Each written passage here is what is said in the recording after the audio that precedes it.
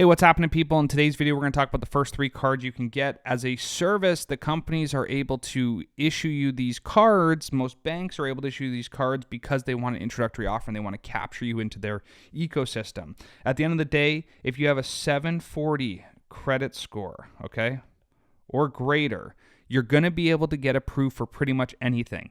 Now, remember that your credit score, okay, the actual score associated with your credit, is broken down into payment history, age, utilization, and then mix, right?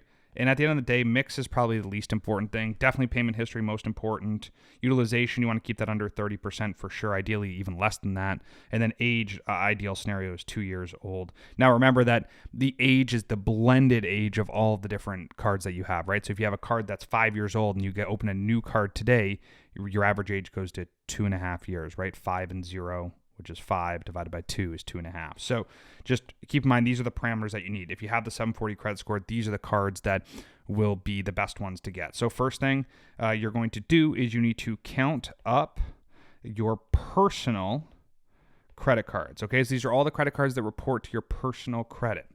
Generally, you don't have to do it this way, but generally what you would do is you would do a CLI, a credit line increase. So let's suppose you currently have 4 credit cards, which is pretty standard for most people, right? Maybe you have an Apple card and a Chase Freedom and some of the basic cards.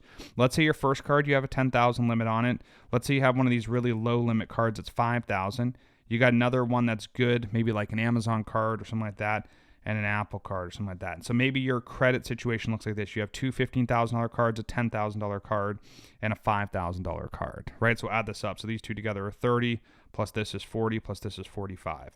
So you have 45K in personal credit. Now remember, your personal credit, this is not going to be at 0% very likely because you've had this for many years. Remember, you want this to be all over 2 years average age. You have 45K. The general rule for business 0% credit is it'll give you at least 2 times, but less than 3 times, whatever that number is. So you're looking at 90 to 135K, okay? Now, this is really important because not every single situation works this exact way. It just doesn't, right? Not every situation works this way. So what you need to do is you need to figure out how much credit you actually need. If this number was too low, let's say this number was 20K, I'd ask for a 20% bump in the form of a CLI, a credit line increase. The reason that works is because if you increase this, let's say it was 20, increasing that to 24K, which would be your 20%, right? That now allows you to get 3 times more. So it gets you 75K instead of, like 60K or something like that, right? So having this CLI happen first on the personal side will allow you to get better credit. The 3 cards that you're going to want to get in order is going to very likely be the Chase Business Unlimited, okay? Typically, these approvals come in 50 to 75K. That's pretty standard. That's going to be on your first approval. They do have multiple cards at Chase here, so just heads up that could change. Then you have the Amex Business Blue. This is typically going to be more like 20 to 25K in my experience. And then the last thing you can do is you can get there's a bunch of different cards you could get, but the next one that you're probably going to get is going to be a Truist product. Okay, Truist has some credit cards that are $20,000 to $25,000 that you're going to start there. Now, once you have these, right, you got let's just keep the left side of this. Let's just say you got 90K, right? 20, 20, and 50. You got 90K. At this point, what you can do is you can, again, this depends on your credit situation, but you can go to Truist, okay, and you can get their line of credit product, which is about 50K, and that'll take you up to 140K.